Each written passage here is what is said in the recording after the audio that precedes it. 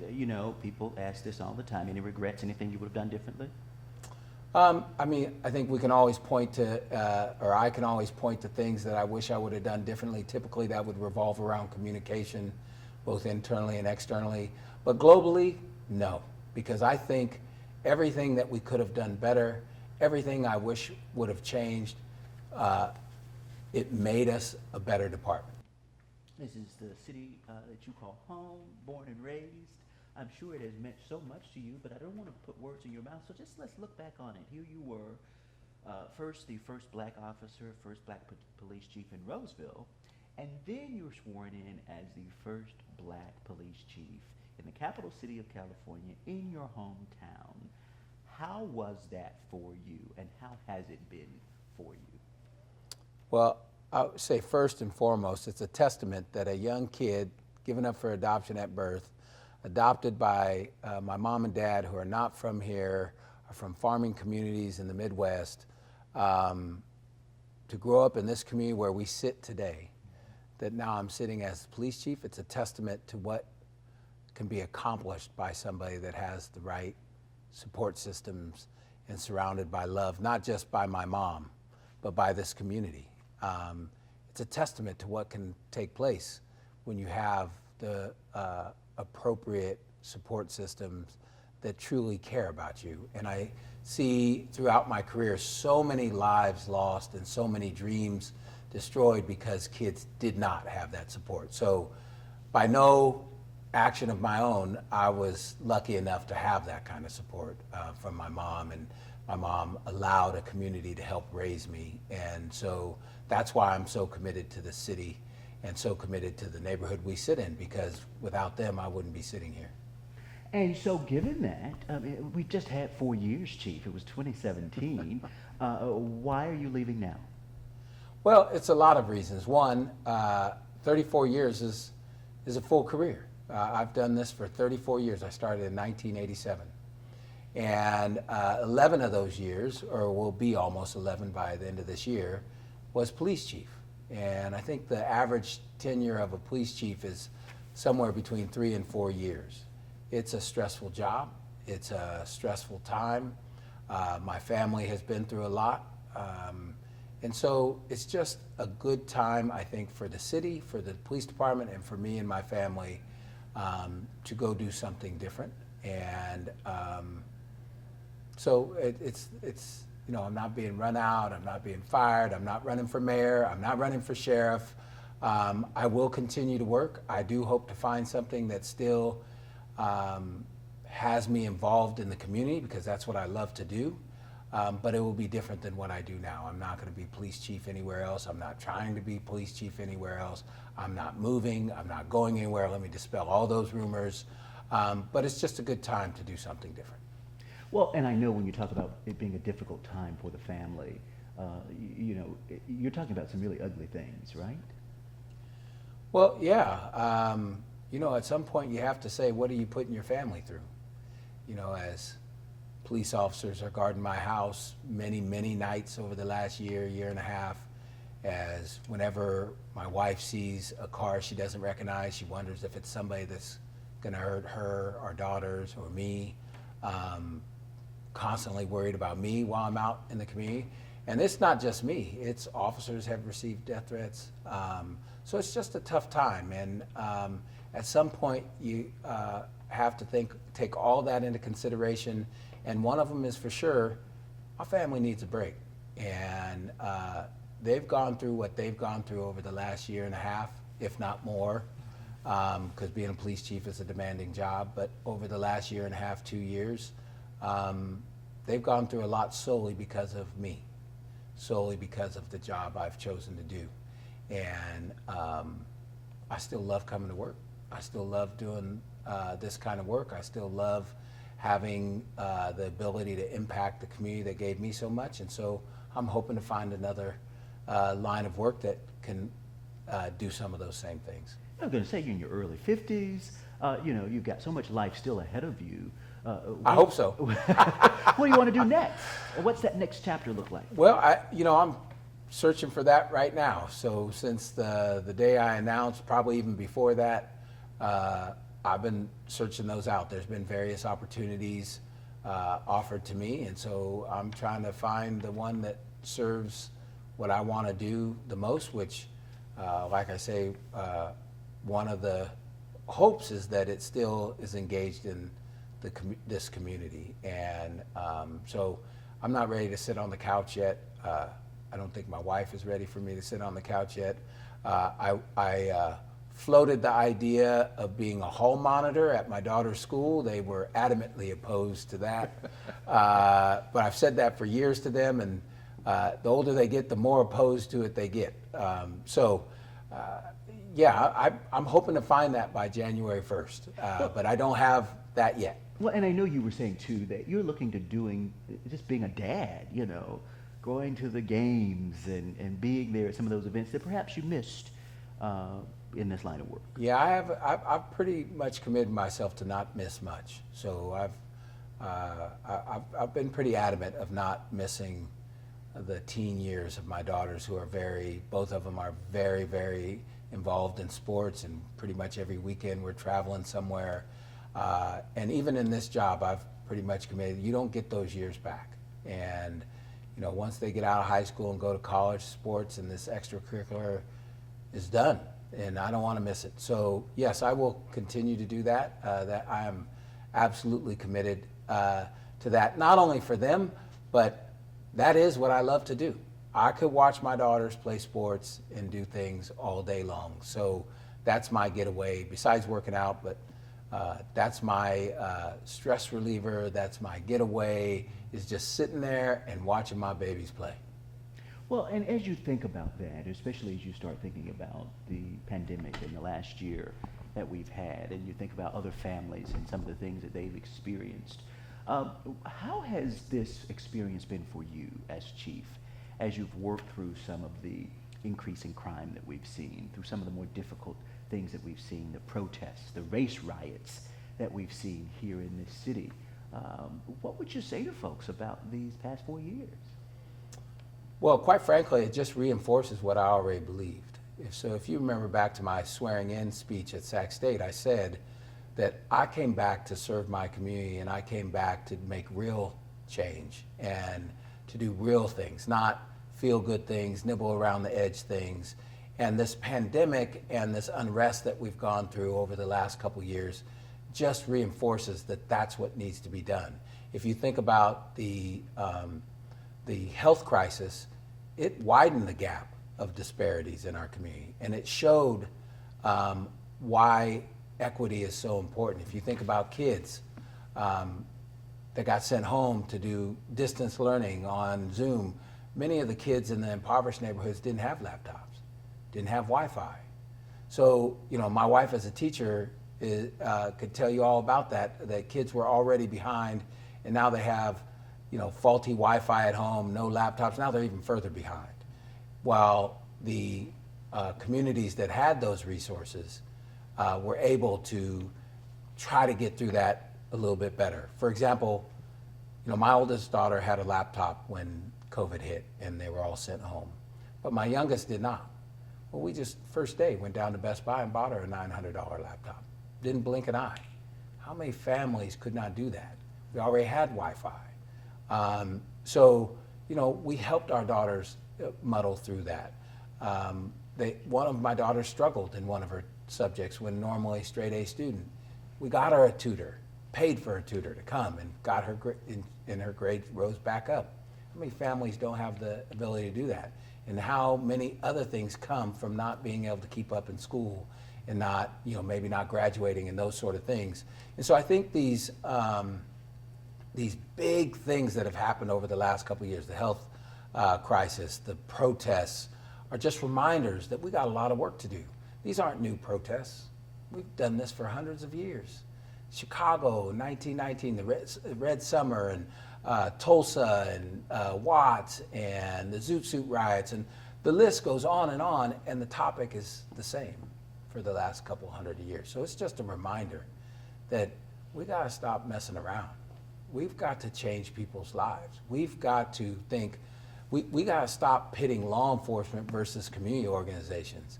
We got to start thinking, how do we fund, how do we change things, not for today or tomorrow, but for long term? How do we bring economic vitality back to the community that we're sitting in?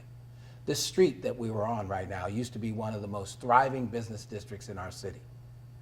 And now look, it's starting to come back now because of places like where we're sitting. Del Paso Heights used to be a thriving community, but it was decisions that we made that destroyed those economic centers and created impoverished communities. So we can continue to pit law enforcement versus community organizations and go back and forth and fight over pennies, or we can do things long term and change the fate of our communities and provide economic vitality, good schools for everybody, not just the wealthiest communities, not just the thriving business districts, but in our neighborhoods, in neighborhoods like Oak Park and Del Paso Heights and Meadowview, where the vast majority of those 53 homicides are in those communities. We have homicides every week in those communities. And we talk about yesterday's because it was young 7-year-old girls, but we don't talk about the other homicides. We don't bring investment to the community that need them when we have all this other violence. So we need to start. Every life is important. I don't care if you've been in prison for the last 20 years and you get out and you get killed, that's a valuable life. That's somebody's son or daughter. And we should be concerned about all lives lost in our city. Well, and so let's kind of do a lightning round, if you will, because I want you to have an opportunity to kind of speak to questions that people might have. What would you say your biggest accomplishment was as police chief? I would like to think that, one, I won't be the last African-American police chief, but I would like to think because I'm from this community, it provides young people the thought that they too can be police officers or be something that impacts their community. But probably the biggest accomplishment I hope I did is make my mom proud, because she did a lot for me. She literally changed my life, saved my life when she adopted me. So I hope I made her proud, but I also hope that I reinforced that the important things in life is how much do you impact other people? How much do you lift other people up? And so I've spent my career trying to do that and emulate what my mom did every day. So I hope it provided some of that inspiration for other people, because otherwise it's just a job where you get a check. You know, you're a notoriously humble person, but I mean, surely, because even you said that you came in here to do big things, and you look at from technology to some of the policies that you brought into some of the recruitment efforts that you've done, there are certainly things that many could point to. Are there things that you point to that you view as a tangible accomplishment that you'll leave having made an imprint on this department? Well, I think there's been a lot of things that it wasn't just me, but this police department. If you think about the UAV or drones, yeah, I approved that as police chief, but it wasn't my idea. It was a police officer's idea that had a affinity towards drones and built them. So I was just the person that listened to a great idea and said, yeah, let's do it.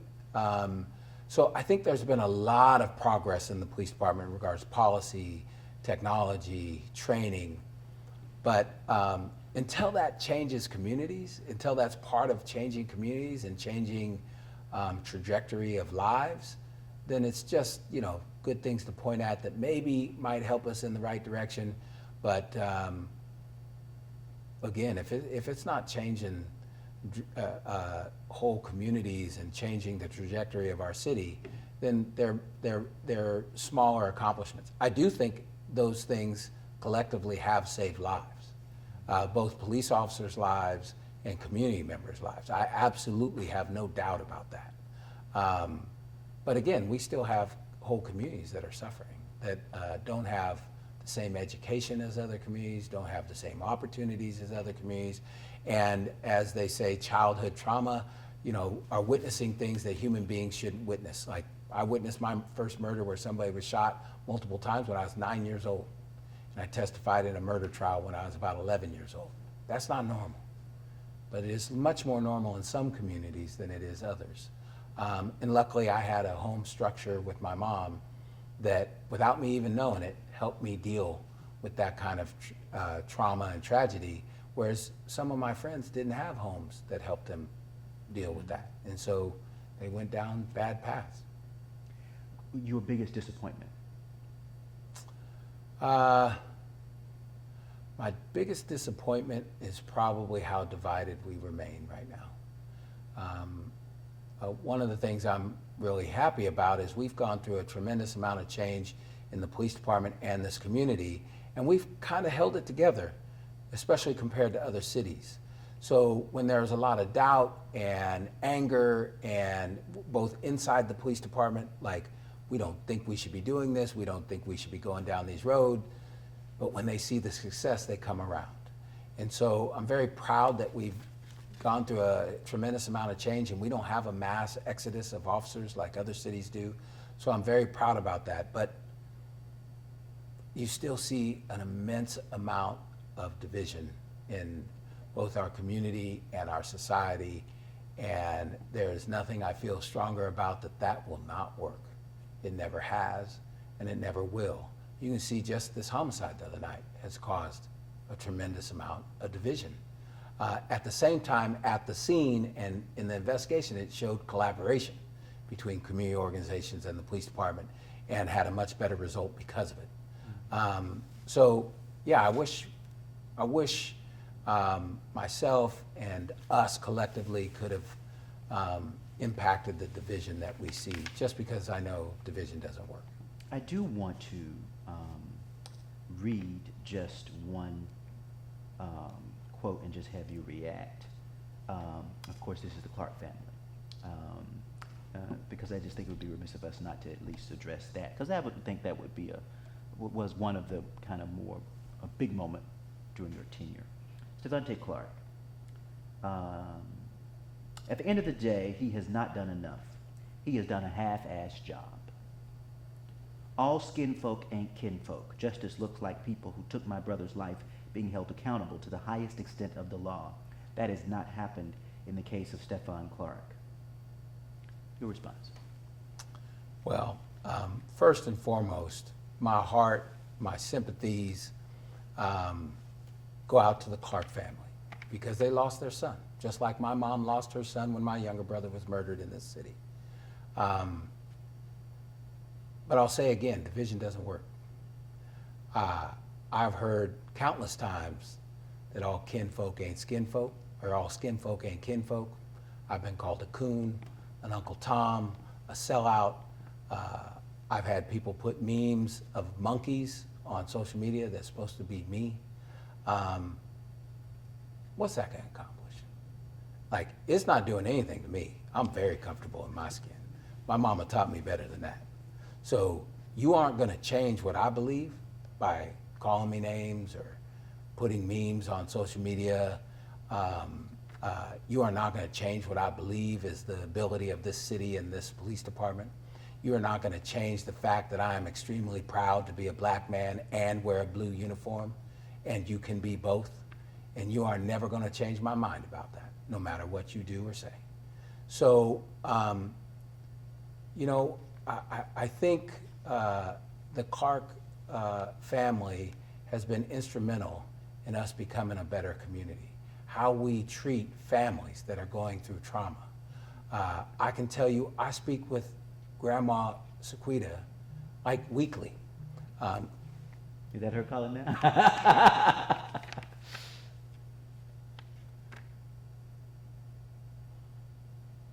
You need to take that too? No, that was city manager, I'll call him back. But I can tell you, I speak with Grandma Sequita almost weekly.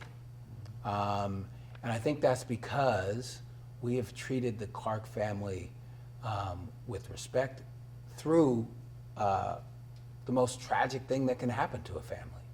Again, I could not imagine. And I know what it's like to lose a family member, because my younger brother was murdered in this city. I know what it's like to call my mom and tell her her youngest son is no longer with us. But I don't know what it's like to lose my own child. And I have 2 children, and that would be devastating. So I think the Clark family has helped this community, has helped us be a better department through a tragic situation.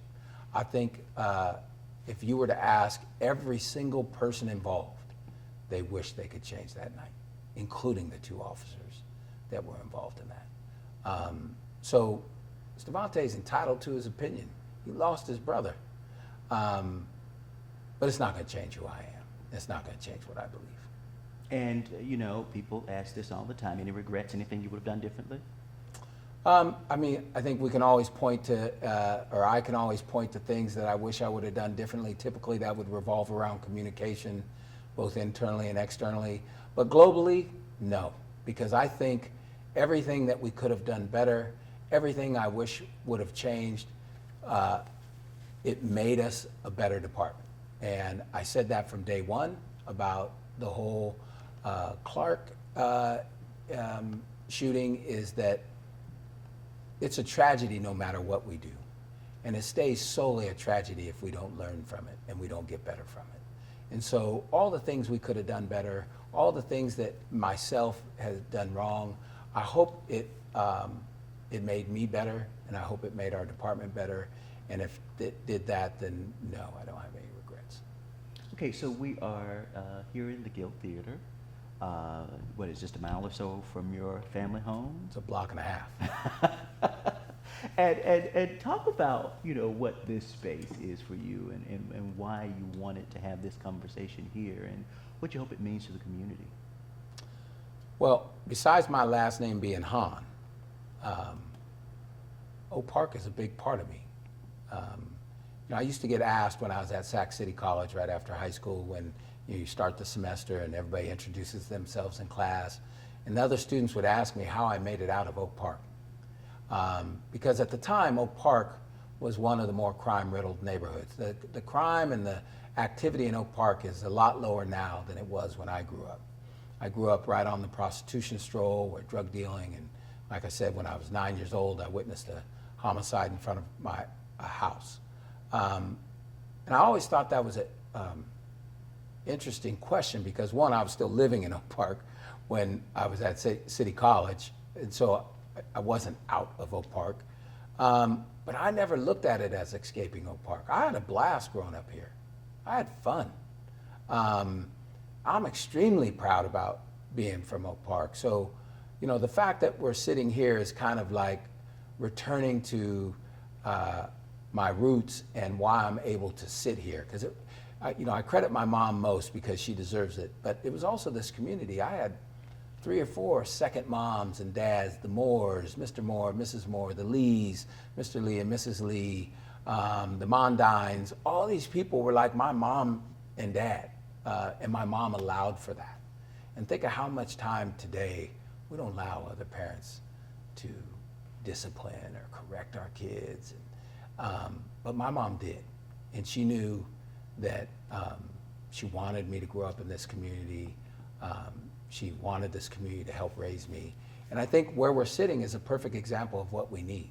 When I grew up, this corner, you didn't hang out on this corner. The Woodruff Hotel was prostitution and drug dealing. This theater was not open. It was closed and abandoned. This whole street was pretty much abandoned with the post office down in the middle. And now look at it now. It's remodeled, has thriving business on the corner, barbershops. The Woodruff Hotel is not what it was then.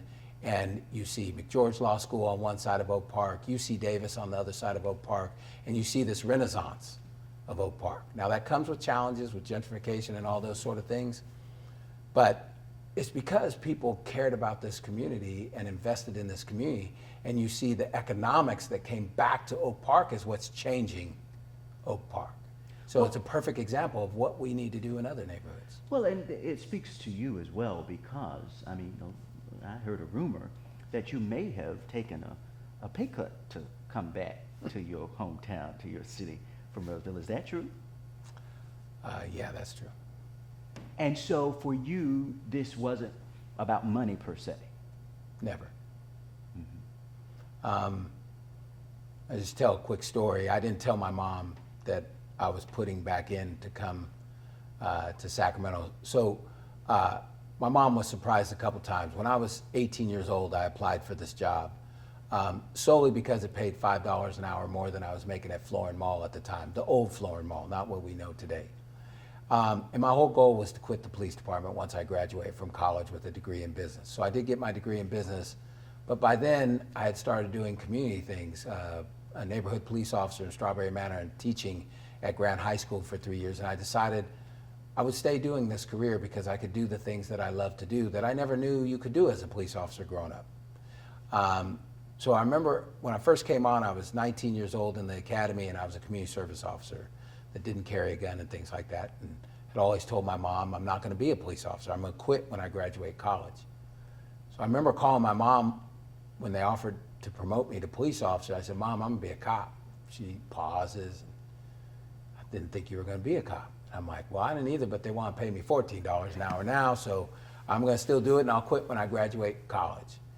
Well, when I got offered the job by Howard Chan, which I'm extremely grateful for him entrusting me to do this job so I could come home, I called my mom and I said, Mom, I'm coming home. And she's like, what does that mean? And I'm like, I'm going to be the police chief in Sacramento.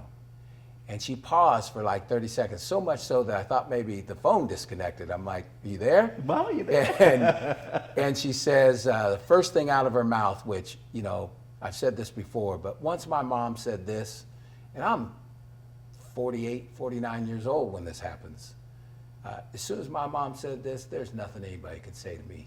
There's no way to shrink my head back down to normal size. She says, after that pause, she says, I'm proud of you. And then she went on to say, and she said the same quote to the Bee when she was interviewed, that the world is filled with dingbats and angels.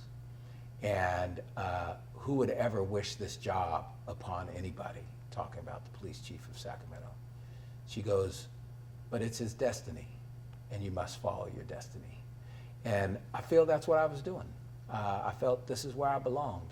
And as tough as the times were over the last couple of years with protests and COVID and all this division and violence and protests and all these things, I'm extremely thankful that I was here during that time, that I was the police chief, because there's nobody in this world that cares more about this police department and this community than me.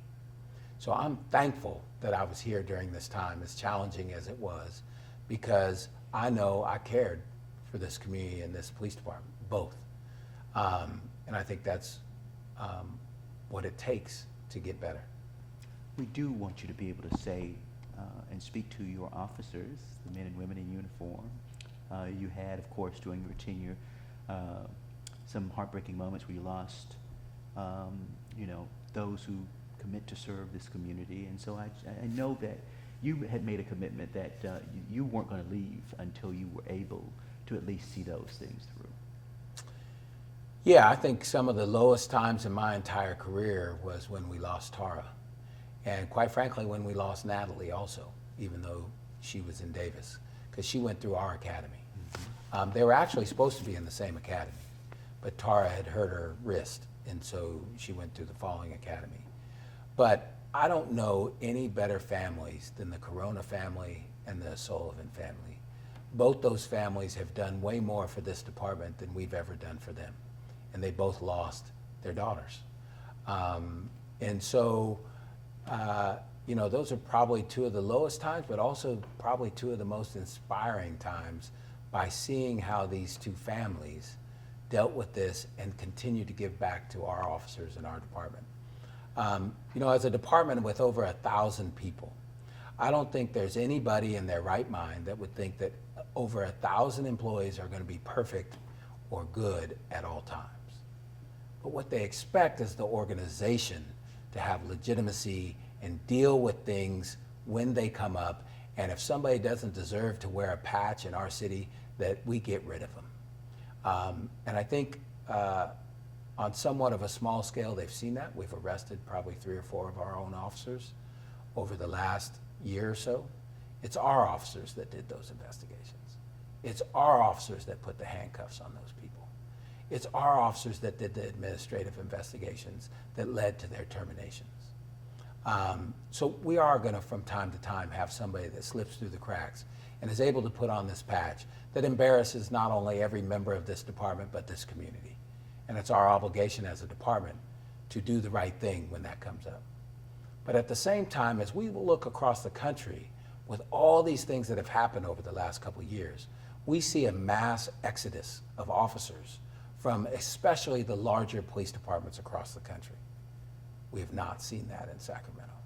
So while people are staying at home during COVID for their safety, for their family's safety, and working from home, our officers and our professional staff have continued to come to work in unknown situations every single day.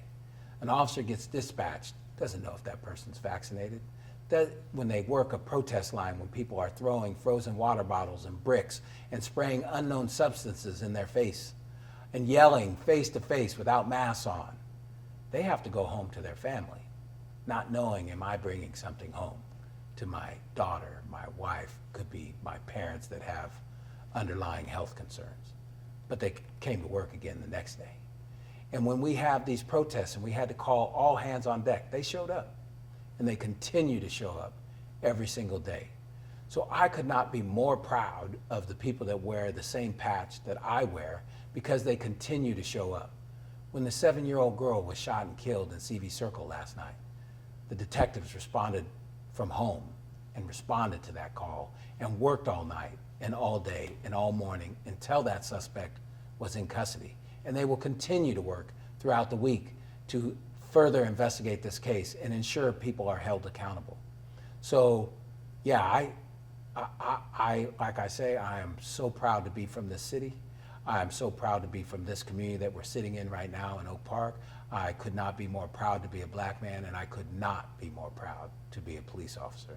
As somebody growing up who never even thought about being a police officer, it wasn't something I thought about and said, heck no. It was something that never even crossed my mind as a possibility, nor any of my friends that I know of when we were all growing up.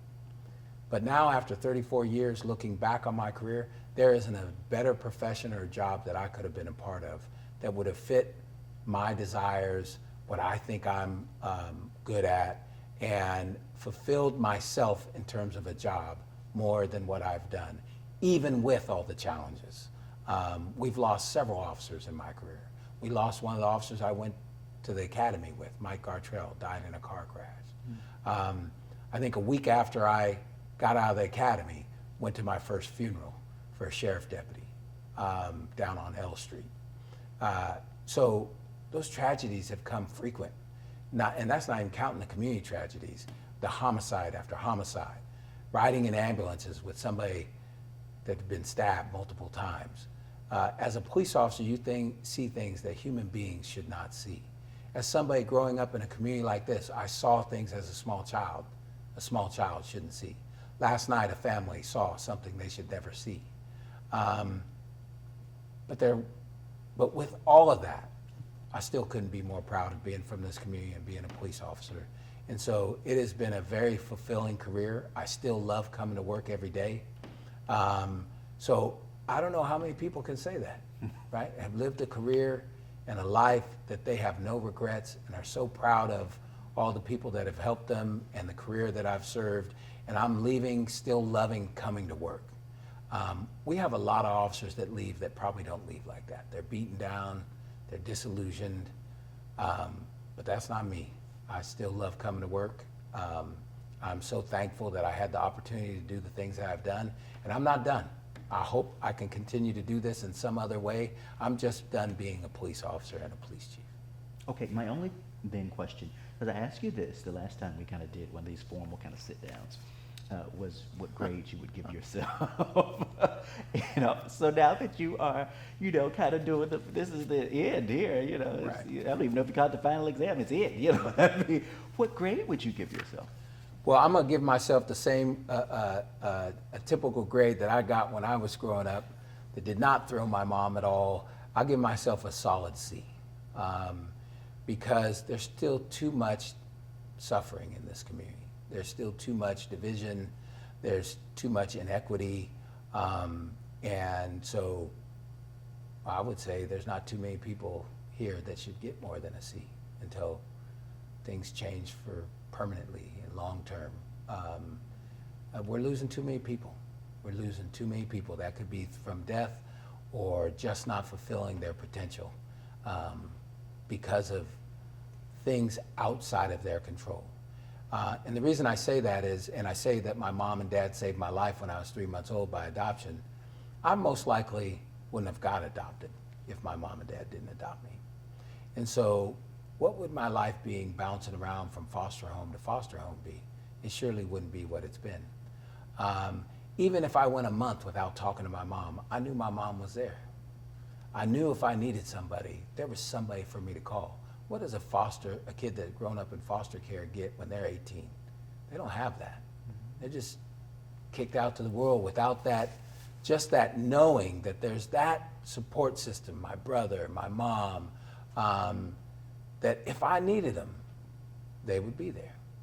And that feeling all by itself can make somebody accomplish amazing things. And so I've recognized my whole life how lucky I was that they adopted me and gave me a home and smacked me around and kept me in line, because I needed a lot of keeping in line.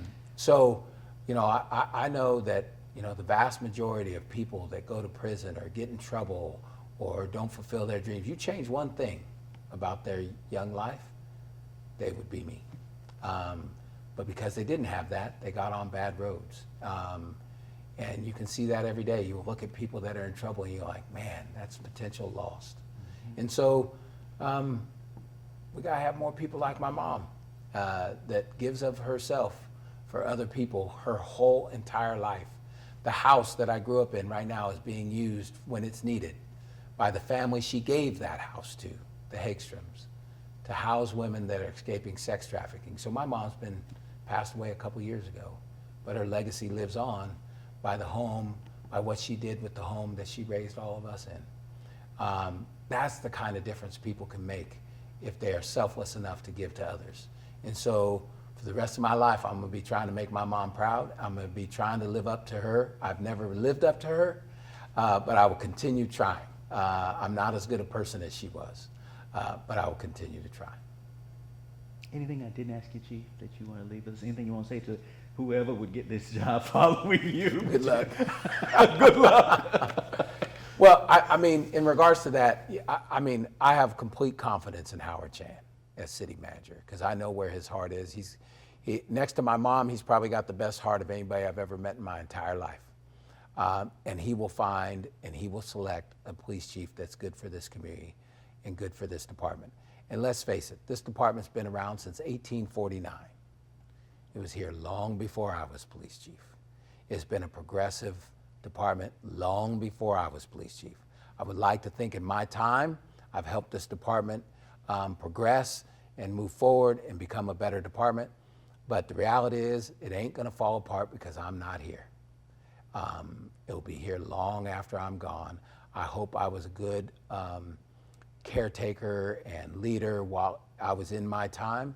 It's time for somebody else to take the reins and bring their ideas, hopefully continue to move forward in a way that the police department's a positive for this community and helps be a leader in more things than just law enforcement, to bring our community forward and lift up the communities that are suffering, and so it improves people's lives. But the reality is, the place ain't gonna fall apart because I'm not here. It's too strong of a department. It has too many good people that work here. It will continue to move forward and it will continue to serve this community.